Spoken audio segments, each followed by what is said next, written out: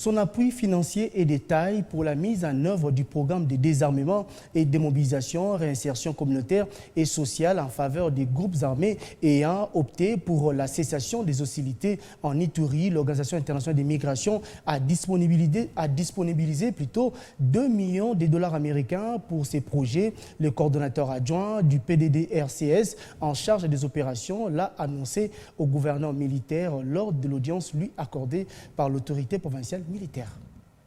Le PDDRCS en Ituri, l'un des éléments de la consolidation de la paix restaurée par l'administration militaire en cette période de l'état de siège dont l'objectif primordial est la stabilité et la restauration de l'autorité de l'État. L'heure a sonné et bientôt la province vivra une ère de paix, a dit le coordonnateur national de ces programmes en charge des opérations qui annonce le début des désarmements et démobilisations de groupes armés de l'Ituri au sortir de l'audience avec le gouverneur de province de l'Ituri. Bientôt, le ministre va lancer officiellement les démarrages des opérations de désarmement et de mobilisation et qu'après, nous allons faire la suite, c'est-à-dire aller par différents secteurs où seront regroupés ces éléments des groupes armés, procéder à leur désarmement et par la suite les amener dans des centres où ils seront démobilisés et formés par la suite pour une réintégration plus réussie. Dans la même veine, pour galvaniser ces programmes de paix, l'OIM met la main à la pâte avec un prêt de 6 millions de dollars américains pour les provinces de l'Ituri, Nord et Sud Kivu, à raison de 2 millions par province. Effectivement, dans le cadre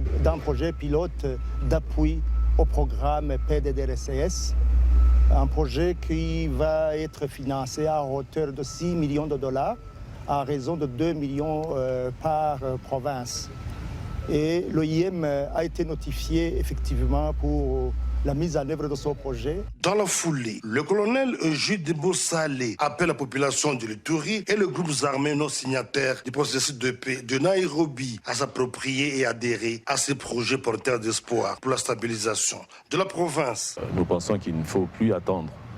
Il faut saisir cette opportunité pour ne pas décourager les bonnes volontés et aller dans le sens de répondre effectivement à cette volonté de reddition des groupes armés et particulièrement ici en Ituri. Signalons que le gouvernement de la République ne ménage aucun effort pour la paix et le développement de la RDC en Ituri. La vision du gouvernement pour ramener la paix est matérialisée sans faille et dans une approche globale par le gouverneur militaire, le lieutenant général Lubuyan Kashoma Johnny, à travers les opérations militaires contre les groupes armés réfractaires, le dialogue communautaire, l'encadrement de jeunes et la sensibilisation des fils et filles de l'Ituri. C'est la culture de la paix.